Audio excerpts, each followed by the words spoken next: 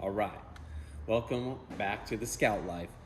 Today I have a little bit of a dilemma. I'm debating, I know in the last video we talked about doing an alternator upgrade. This is our Anything Scout 140 amp alternator, which you should not just buy a 140 amp alternator and slap it in your Scout. Here's a couple key features to this kit. Number one, retaining the dual belts. One of the coolest features of a Scout in the IH platform is the dual belt on the main drive. And a secondary bypass wire, so you're not running all that extra current and maybe draw if you have lights or a stereo through your amp gauge. That's not good. And to make sure you have appropriate ground straps. So that's all part of the Anything Scout kit. And that is option one. I have a really cool electrical system upgrade that's going to happen. Something I showed you guys at the Overland Expo. I have one on the way, and I'm really excited to get that installed to extend the range and use of my Scout. The second project is a little bit smaller, a heater motor.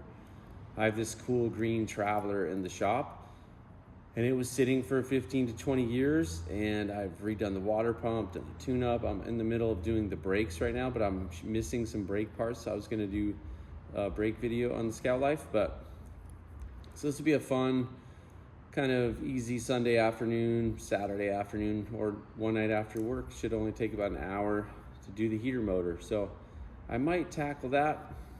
I'm gonna go think about it for a second. In the meantime, grab a drink, grab a friend. Thank you for watching the video. Let's go. Okay, so I decided for 2 reasons. I'm just gonna tackle the heater motor because it's a smaller job. We just got done with an hour-long video. If you watched the last Scout Life episode, doors and windows, big video. Stoked to get it done. It made a huge difference in the drivability of the Scout. I've been driving it, loving it. So 2 reasons. One, I think a shorter video is due. I wanted to show you this Traveler too, so I'll walk you around it. It's a really special, cool truck. And then number 2, with that Overland-ish upgrade on the electrical system, I thought that would be a good part 1-2 video. And I'm waiting on those parts to come in. So I'm gonna wait another week and get the right parts. So I have all the parts. And I was missing 2 belts, and I'm experimenting with this kit. This alternator has slightly smaller pulleys, and I'm nervous that the belts on my Tan 304 Scout are going to be too long, which is always something to think about when you're going to tackle a project. Make sure you have all the parts. So without further ado, let's take a look around this green Scout Traveler 1970. I don't know, let's go look. Let's see what year it is. Easiest way to tell is the grill. So it's got metal parking light housings, which means it's pre-78. So this is like a 77. Let's check it out. And check this out, man, I was wrong. This says 11 of 75, so this would be a 76. So probably what happened at some point is the grill, someone didn't like the grill or it got changed out. But there's a couple. One way to tell if it's a 76 or 77 is with these metal parking light housings and the metal taillight surrounds. So anyway, well, let's take a look at this truck. So we have this super sweet 76 Scout Traveler. This is original paint. It's really cool. It's got some cool patina, cool wear. But what's rad is it's really solid. Like I said, I'm in the middle of a brake job, so, which again, to my point earlier, I started the brake job, you know, judging by the exterior of the rotors and the mileage of the truck. It's like, oh, these rotors are probably good, so I didn't order rotors. But then it's hard to see, but if you look on the backside, there's like pretty big gouges, which means the caliper was likely stuck. So I'm just gonna replace both rotors, master cylinder, It's got a rear leaky wheel cylinder. But this truck, it's from Oregon. Look at the stickers, 1997, which seems legit. It was sitting for a long time. The dude I bought it from had obviously like not done much, maybe some spark plug wires, had the carburetor rebuilt, which I had to already fix. If you saw the Scout Life episode 2, you'll see the same mistake that I made, not cleaning out the idle circuit properly. This carburetor builder made the same mistake. So I took the carb off, cleaned up that idle circuit. It runs awesome now. I had a broken accelerator cable, replaced that. Man, this engine down to the functional dash pot is working, which, just FYI, the gold box on the left right there controls the ignition. They use those in 76 and 77. It's a Holley gold box. Not a terrible ignition, not a great ignition. If you see goopiness dripping out of that gold box and it's intermittently stalling, that's probably the problem. This TRW box right there takes an electrical signal from the gold box and it converts that, and it controls this dash pot, which helps control the deceleration on the carburetor. So that's kind of cool. Man, it's just solid. Again, cool patina.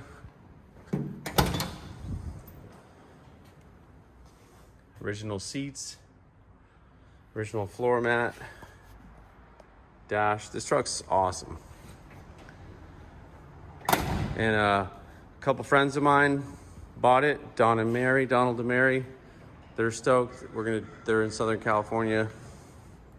So we're just gonna do the kind of tune up, get it running, driving, get the brakes all dialed. I already put the new exhaust kit in it. New mufflers and exhaust. It had new tires on it. Then we're gonna do a 2.5 inch lift and then send her down the road and start doing some adventures. So that's enough of the walk around. If you have any questions, let me know. In the meantime, let's do that heater motor and get the heat system working. I already replaced the heater control valve that I'll show you. Okay, so first step to the heater system is obviously heater hoses, the heater core, which is inside this heater box. I've already, since I did a water pump on this truck and flushed the cooling system, I already replaced the heater control valve. So that is all working properly, but the motor just won't turn on. So we'll figure out why. And I have a suspicion it's the electric motor from sitting for so long. So let's start the test procedure. So the first thing we're gonna do, turn the key to the on position, like to the on, not cranking it. And sorry, it's so dark. If we move this switch, we get nothing.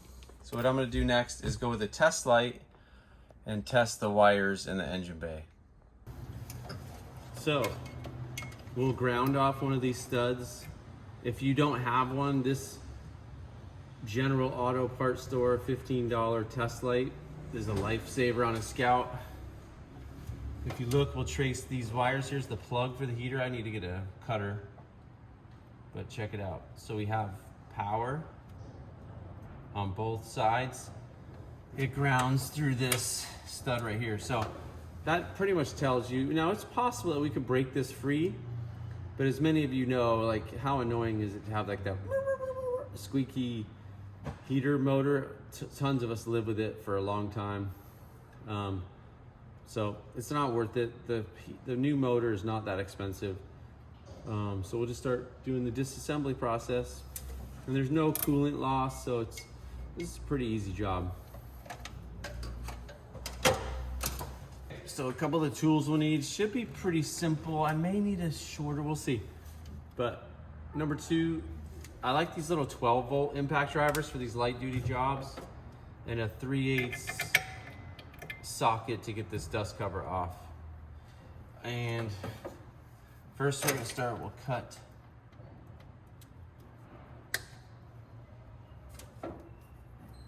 this zip tie on the plug. You want to be careful with these plugs because they do get brittle over time. I'm gonna go get a little flathead screwdriver.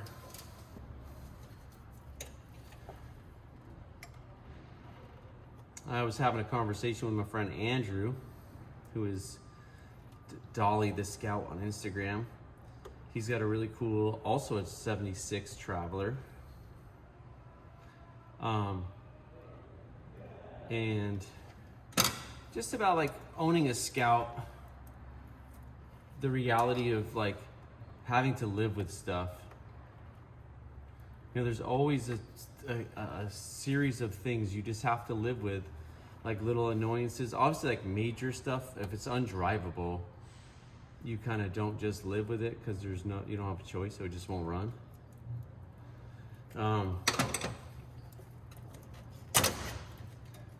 But little stuff like the heater not working. He was talking about a rattly lift gate on his Traveler, which we'll definitely do a video on that on this truck, because this truck I have to replace the lift gate hatch because it's all busted up. Just gonna do one last thing. Just confirm this power situation one more time.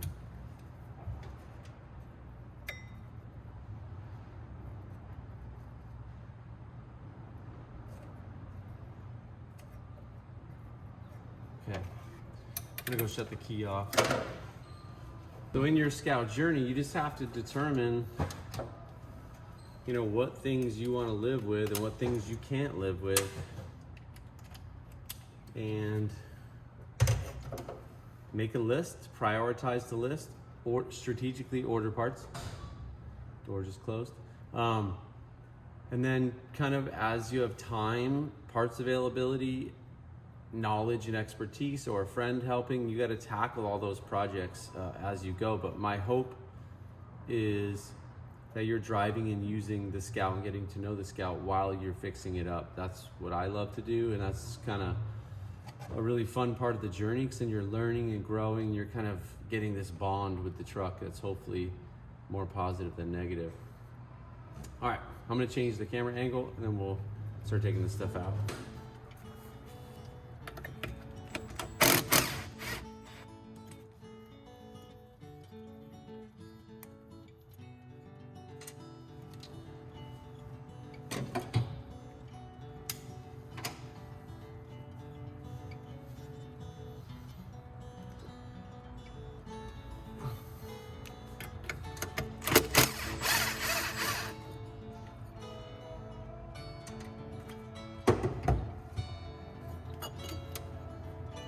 Here's the dust cover. We'll put that on last.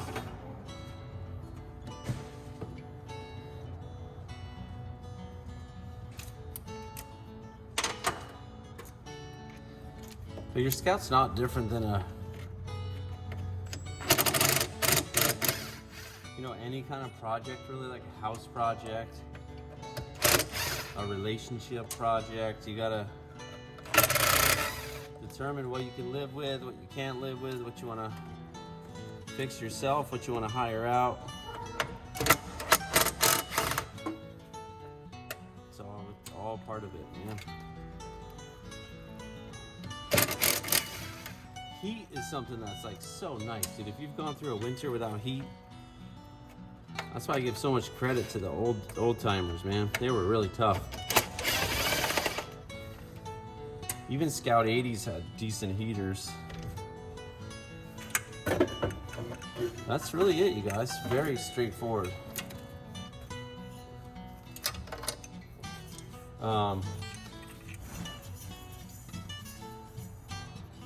It doesn't feel bad, but it just must be bad. Let's go over onto the bench.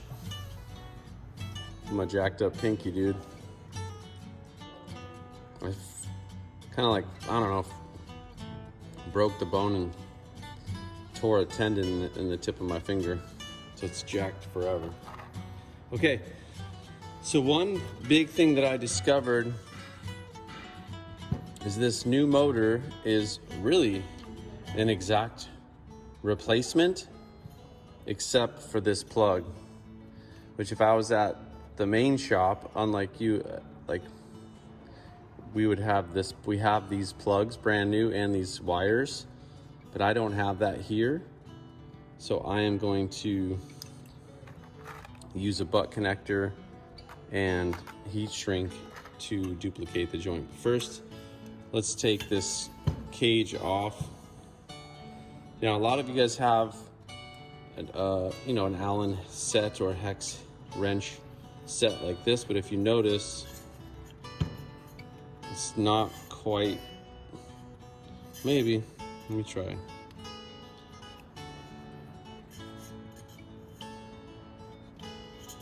It's kind of annoying that they get shorter. Yeah, so it's not long enough. But this kind is sweet. I like having this kind of style in stock. Perfect. So what I'm gonna do is just break it loose like this. And we're getting lucky that it's coming off. Then I'm just gonna take it all the way out. Sorry for the chit chat in the back. And actually, I think we actually have a tech tip video on this.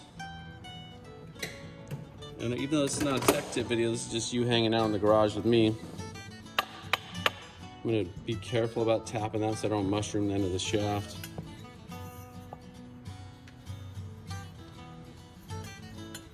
I'm gonna try to get creative here. Whew. Perfect. So now this is out. You want to inspect this. It's like a little balancing clip. Inspect. This is in really great condition. There's no damage. So I'll put this set screw just back in a little bit so I don't lose it. I'll go get my 3/8 to get that off. All right.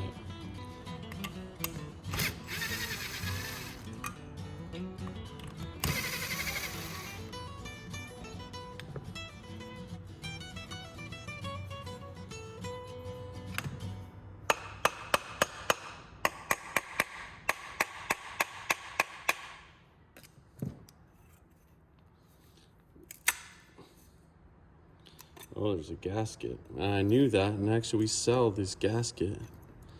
But I'm gonna try to not rip it. So that did not get ripped, so that's good news. But again, if you need this gasket in here, we actually sell that. So I'm gonna take this.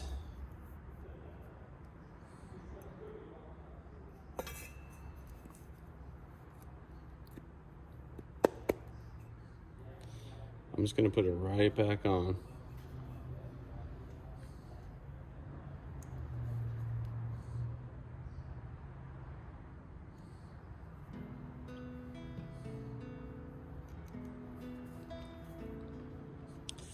Also would love your feedback. I know, we're getting like an average of like 2,000 views on these Scout Life videos, which is awesome.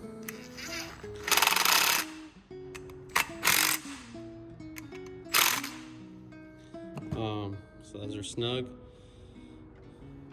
But with 2,000 of you, I don't know how many of you guys own Scouts. Hopefully a lot, or hopefully not. Okay, so I dropped that all the way down, and I'm gonna lift it up just actually a little bit for clearance. Just a little bit.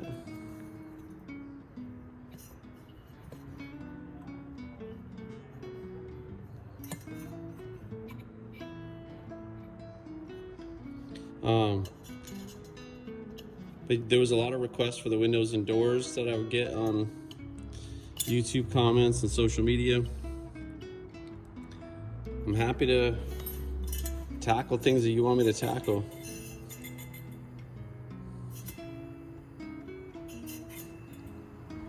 I don't know if you heard that, but it made me a little nervous. Seems cool.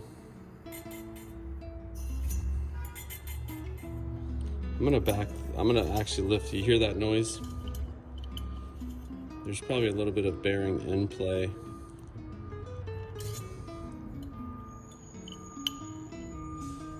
Not that it's the end of the world, but what you don't want is to put this back in and it makes a little bit of a chirping noise.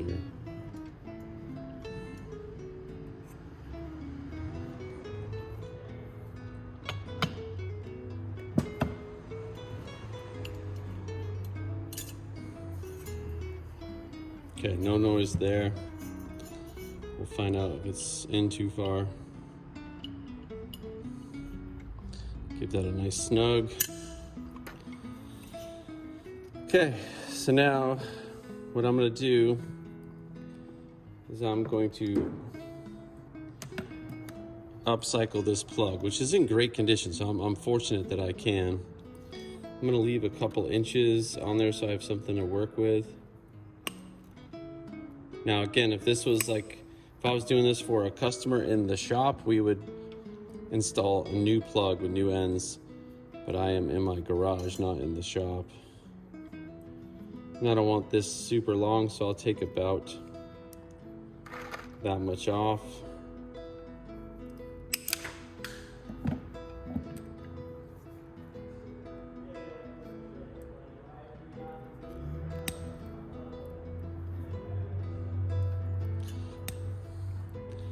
It's one skill my pops taught me, man. When I was little, is he used to install alarm systems in houses. And I used to strip wire all the time. So for butt connecting, you know, there's a lot of, like, would it be better if I soldered them and butt connected and shrink tubed? Yes. Is it necessary? I don't think so. I've seen a lot of connections go a lot of years with just a really good quality butt connect and a shrink tube. But you can certainly solder, twisted the wrong ones. You can certainly solder them if you like.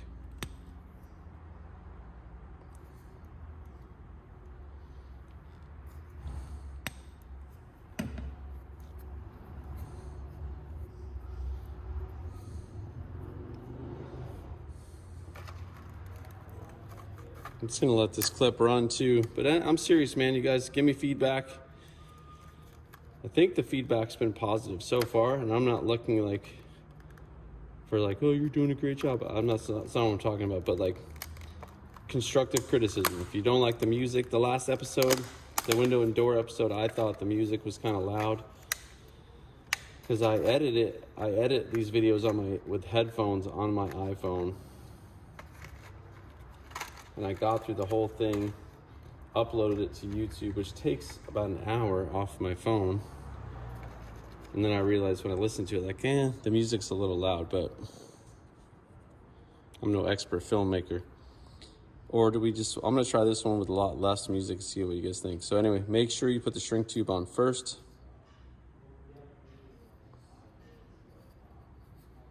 And these electrical connectors are from Dorman. I just got them at my local auto parts store. I prefer them over the insulated style. Just feel like it gives you a more professional, clean look. Make sure you get a good solid crimp on that. And again, we have a tech tip video on this, but I'd rather make these videos than tech tip videos. We're just gonna simply match color to color.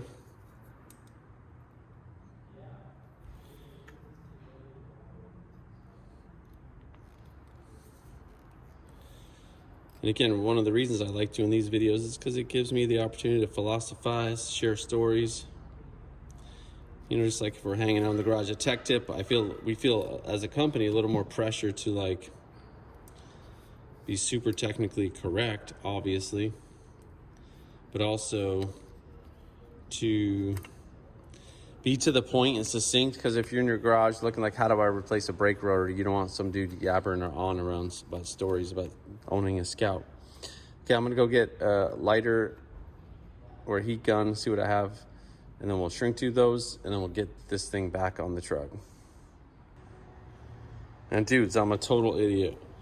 I just realized the whole time I was talking to you, I was distracted thinking about the video, and I crimped it onto the old motor like an idiot. You could thumbs down the video for that.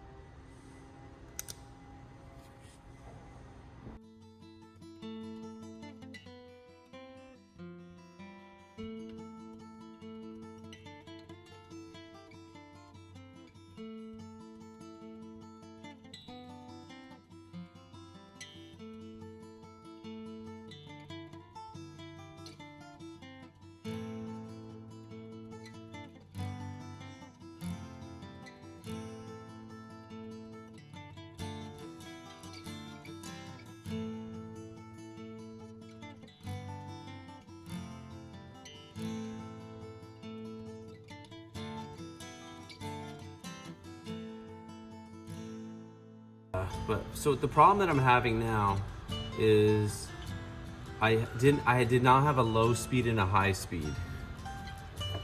So I rigged up this contraption.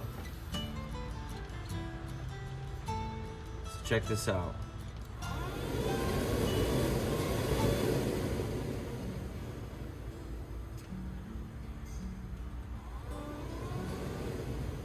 So what I'm learning from that is that this is my low speed. This is my high speed to that portion of the plug. But when I go on the inside of the plug, take this off.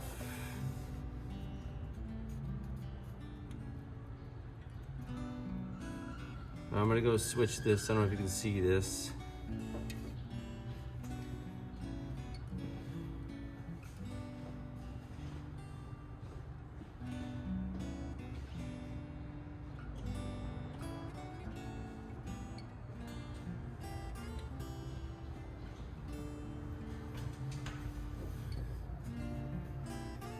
This is my low speed. This is my high speed.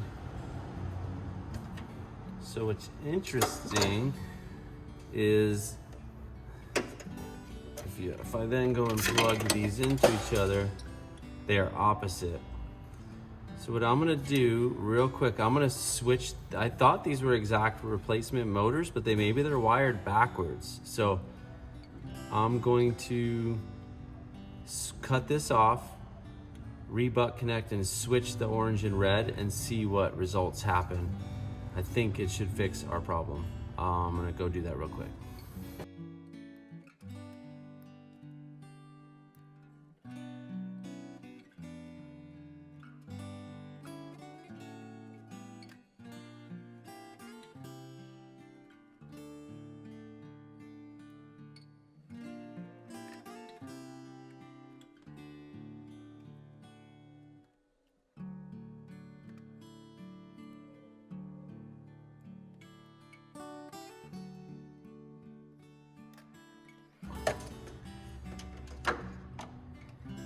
Put our dust cover back on.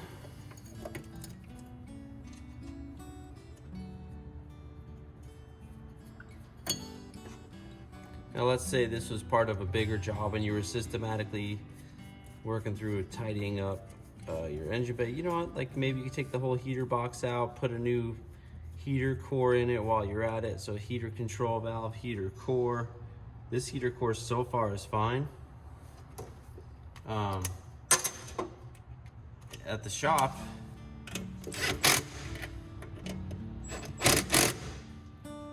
even on our drivability conversions, we actually just powder coat these. So we'll kind of completely rebuild and restore the heater boxes because they just look so much nicer. So let's go give it a final test and then we'll wrap up this video.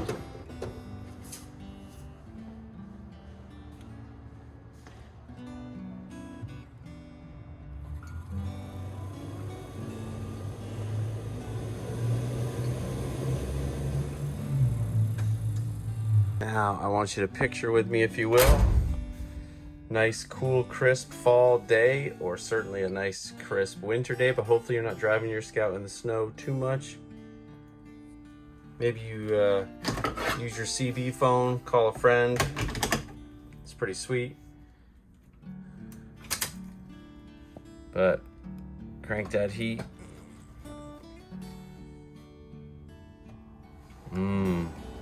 Oh yeah.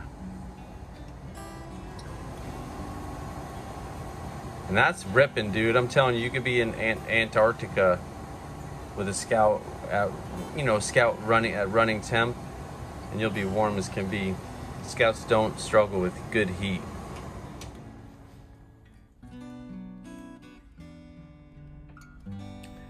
Well, you guys, that's a wrap on this video. Thanks for joining along on another Scout Life video. Hopefully you'll like the video if you liked it. Try not to give it a thumbs down though. I guess they say in the show business, any attention is good attention. But yeah, Stoked to do it. Sorry it's a short one. It's kind of making up for the last one being long. Like I said, I have 3 scouts here, 4 scouts here. I still have to do a pinion seal, this alternator, this battery upgrade system that I'm gonna do, which I'm really stoked about. I have a drive shaft, well, a vibration issue that I'm trying to solve in the tan scout. I gotta do the rear brakes on this scout. I might just do a bonus episode and do the rear brakes. I think we've done a tech tip on the front brakes. But anyway, solving problems, keeping scouts on the road. Thanks for watching. See you next time. Go do something cool with friends and family.